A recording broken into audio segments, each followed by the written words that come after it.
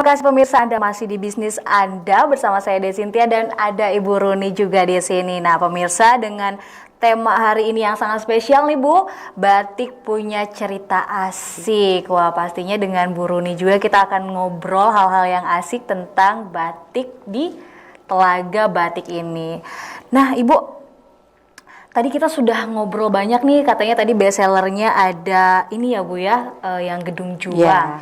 Kalau untuk harganya sendiri nih Bu, Ibu bandrol berapa sih Bu untuk yang cantik maupun yang cetak?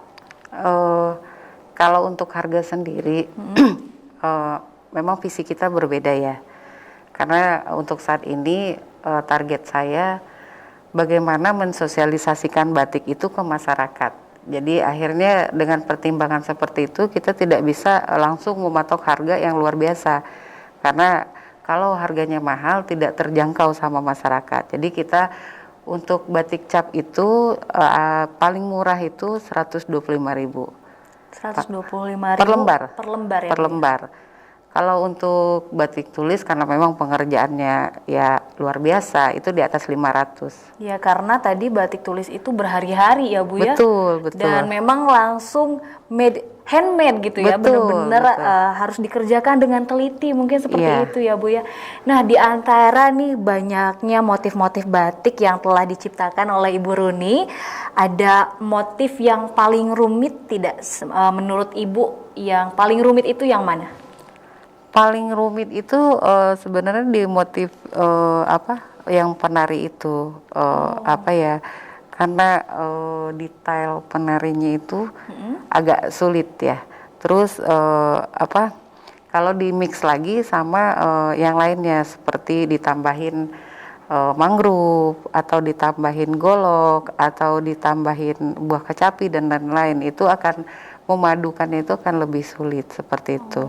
Kita masih tantangannya di membuat batik yang gambarnya orang gitu, itu masih agak sedikit sulit seperti itu. Nah kalau ini nih Bu nih, saya tadi tertarik sekali pemirsa melihat batik yang ada di belakang saya. Ini adalah batik ini ya Bu ya, ondel-ondel. Ondel-ondel. Nah yang saya tahu ondel-ondel ini memang pemirsa sudah kita ketahui bahwa itu adalah budaya Betawi. Dan Betawi ini Bu memang di Bekasi ada, di Jakarta ada. Betul. Nah mungkin masyarakat taunya itu batik yang bergambar ondel-ondel ini dari Jakarta ya Bu ya. Betul. Yang membedakan antara batik Jakarta dan Bekasi itu apa sih Bu sebetulnya? Ondel-ondel tidak bisa kita pungkiri ya, masih masuk dalam budaya. Karena di jalanan kita masih lihat banyak yang ngamen ondel-ondel di sepanjang jalan seperti itu.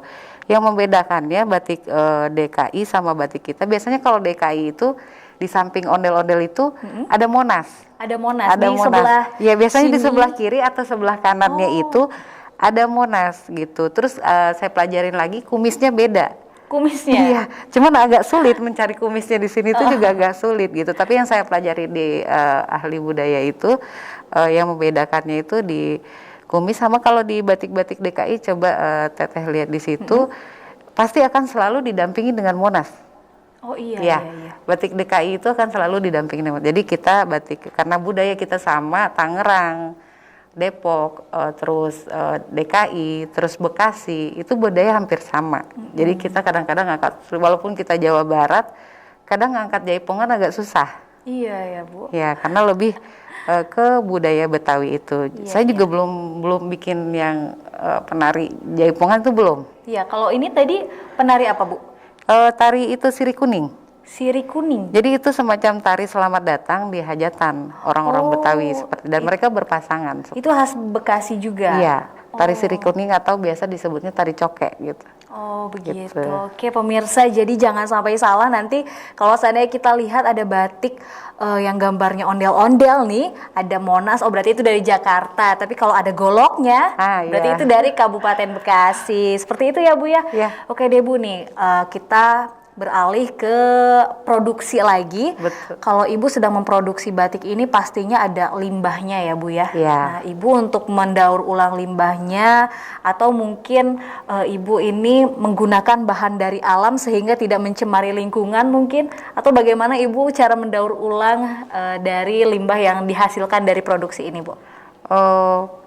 Untuk batik memang ada limbah yang bisa mencemari lingkungan. Jadi kalau kita waktu itu diskusi sama LH juga, jadi bikin penyaringan. Jadi di bawah habis tempat pewarnaan itu di bawahnya itu ada semacam penyulingan. Jadi kita bikin, tapi saya masih bikin manual. Jadi dalam artian kayak saringan air, ada ijuk, ada pasir, ada berlapis seperti itu. Jadi air pas dibuang pewarnaan masuk ke situ baru ngalir seperti itu. Untuk sementara masih penggunaan yang sederhana seperti itu. Iya. Dan ini masih berlanjut terus diskusi sama LH juga gimana cara mencari solusi terbaik. Oh, jadi Ibu sampai berdiskusi dengan Dinas Lingkungan Hidup ya? Harus. Berarti Ibu selain cinta dengan budaya, tetap cinta dengan lingkungan pasti ya Bu ya?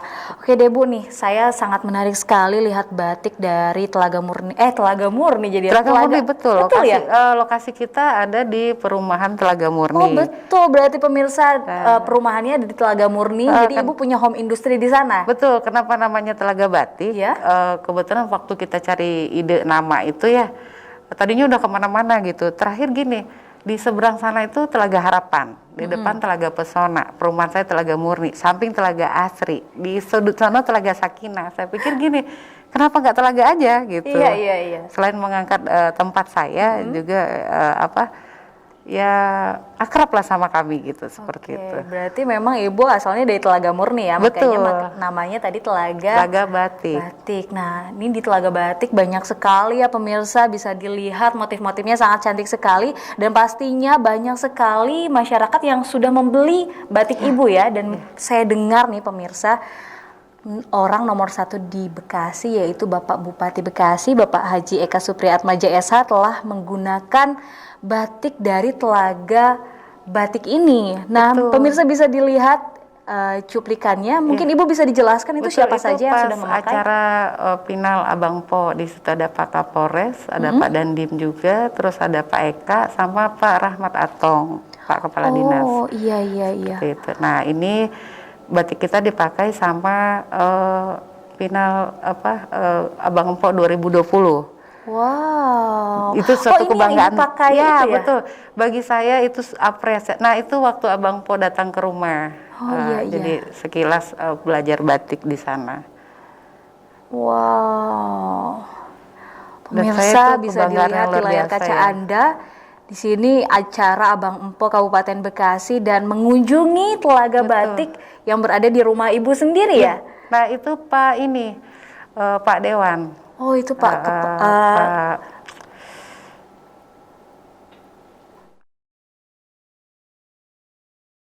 Iya. Ini ada Bapak Bupati Bekasi ke rumah Bapak waktu itu, memperingati Hari Batik waktu itu. Wah, pemirsa, memang batik ini sudah mendunia dan pastinya batik dari Ibu Runi ini juga sudah banyak sekali dipakai oleh beberapa pejabat yang ada di Kabupaten Bekasi ya Bu ya. Iya. Semoga nanti batik dari Telaga Batik ini bisa lebih luas lagi, mungkin bisa dipakai oleh RI 1. Jadi bisa kita pesan juga langsung ke Ibu untuk membuat seragam batik seperti itu. Betul. Mungkin bisa dipromosikan Ibu bagaimana caranya bisa memesan atau bisa langsung datang ke Ibu, bisa disampaikan ke pemirsa? Ya, Abang Empo Kabupaten Bekasi, warga Kabupaten Bekasi yang belum tahu kalau batik Bekasi punya batik, boleh datang ke Telaga Batik. Insya Allah kita di Kabupaten Bekasi itu punya batik Bekasi yang asli dikerjakan sama keluarga besar Kabupaten Bekasi. Kami ada di perumahan Telaga Murni, Blok A1 nomor 25, atau boleh juga lihat di Instagram kami, Instagramnya @telagabatik. Sementara kami masih baru punya Instagram saja. Instagram. Oke, nah pemirsa tadi mungkin bisa langsung datang ke rumahnya Ibu ke home industrinya atau bisa hubungi di Instagram ya Bu ya. Iya. Oke deh Bu, tadi kita sudah mengobrol sangat banyak sekali. Mungkin nanti saya ingin diajari oleh Ibu Boleh. cara membatik bersama pemirsa pastinya, biar lebih seru lagi nih di bisnis Anda tentang tema batik punya cerita asik. Ibu, boleh dong Bu dijelasin salah satu proses membuat batik, tapi saya pengen yang batik cap. Batik cap. Iya, pengen tahu dong Bu, gimana sih Bu proses dari awal sampai akhirnya bisa menjadi batik secantik ini? Oke. Untuk batik cap itu yang pertama ya kita harus cari ide motif apa yang mau dibikin seperti itu. Jadi pertama kita cari ide.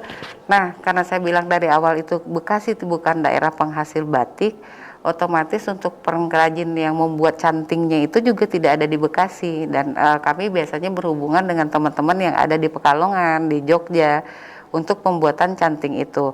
Nah, nanti saya akan berdiskusi dengan teman-teman di sana. Saya ingin membuat yang seperti ini. Nanti setelah diskusi, mereka akan membuatkan sketsanya. Setelah berkali-kali, barulah nanti akan deal cap motif itu oke atau tidak. Nah, setelah itu biasanya proses pembuatan canting itu 2 minggu. Nah, 2 minggu baru kita bisa mempergunakan di Bekasi. Nah, untuk proses batik cap sendiri, jadi kami punya satu karyawan yang khusus untuk cap. Dan itu produksi sehari kalau satu cap itu biasanya sih 20 lembar atau 30 lembar itu bisa. 20 lembar sampai 30 lembar dalam satu hari ya Bu. Betul. Beda tadi dengan yang batik tulis 1 lembar sampai 4 sampai 5 hari ya Bu ya. Iya.